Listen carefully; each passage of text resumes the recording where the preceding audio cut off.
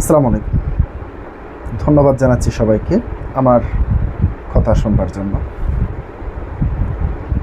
আজকে আমি যে বিষয়টি নিয়ে আলোচনা করব সে বিষয়টি হচ্ছে প্রকৃতি যেন প্রধানমন্ত্রী তারেক রহমানকে প্রধানমন্ত্রী হিসেবে দেখতে চাইছে না।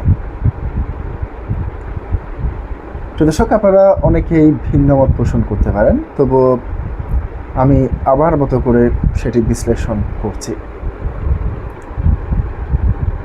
আপনারা জানেন 12 ফেব্রুয়ারি যে নির্বাচন হয়েছে সেই নির্বাচনের মাধ্যমে বিএনপি বিপুল সংখ্যাগরিষ্ঠ আসন পেয়ে সংসদে প্রধানমন্ত্রী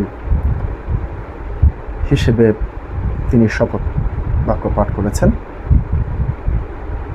প্রিয় দর্শক, তিনি প্রধানমন্ত্রী হিসেবে শপথ নেওয়ার পর থেকে একটির পর একটি কাকতালীয়ভাবে দুর্ঘটনা কিংবা তার ক্ষমতায় থাকার বিষয়টিকে দুর্বিষহ করে তুলছে। যেমন ইরান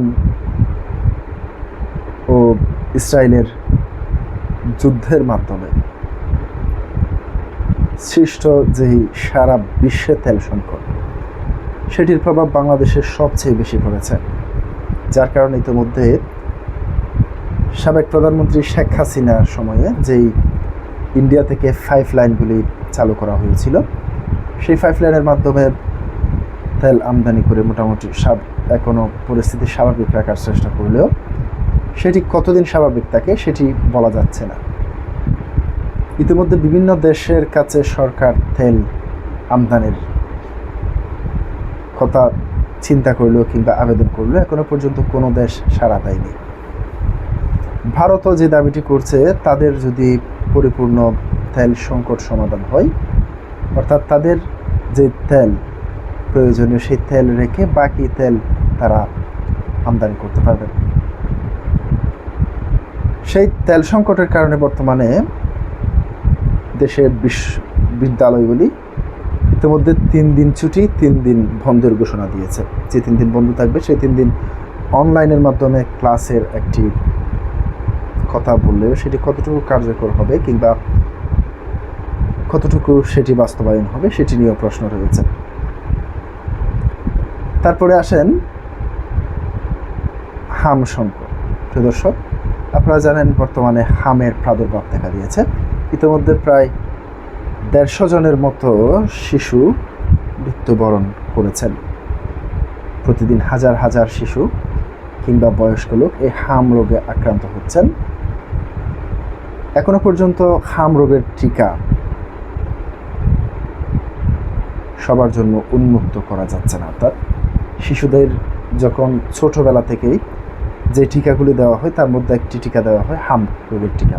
সেই টিকাটি পরিপূর্ণভাবে বাস্তবায়ন করা যাচ্ছে না কিংবা পাওয়া যাচ্ছে না। সেই সংকটও এই সরকারের মাথা ব্যথার কারণ।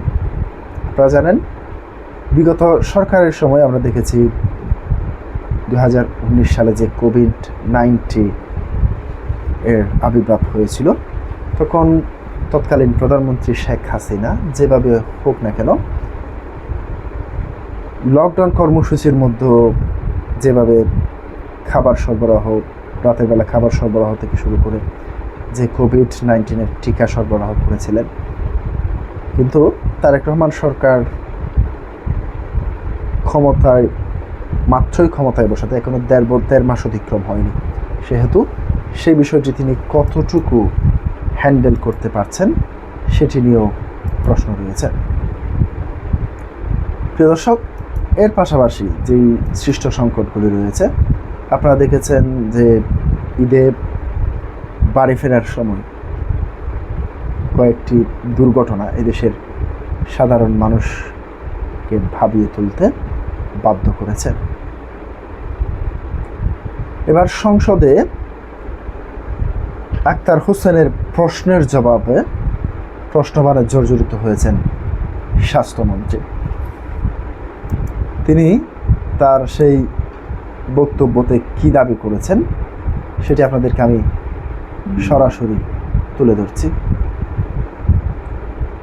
এবার সংসদে আক্তার হোসেন যে দাবিটি করেছেন, কী কারণে এই যে হাম রোগের প্রাদুর্ভাব দেখার বিষয়টি সরকার এখনও সিরিয়াসলি নিচ্ছে না, সে প্রশ্নের জবাবে স্বাস্থ্যমন্ত্রী যে দাবিটি করেছেন, বিগত 2024 সালের পর থেকে কিংবা শেখ হাসিনা সরকারের সময়ও বেশিরভাগ সময় এই হাম টিকা পরিপূর্ণভাবে দিতে ব্যর্থ হয়েছিল সরকার, যার কারণে এই সংকট হচ্ছে বলে দাবি করেছেন তিনি।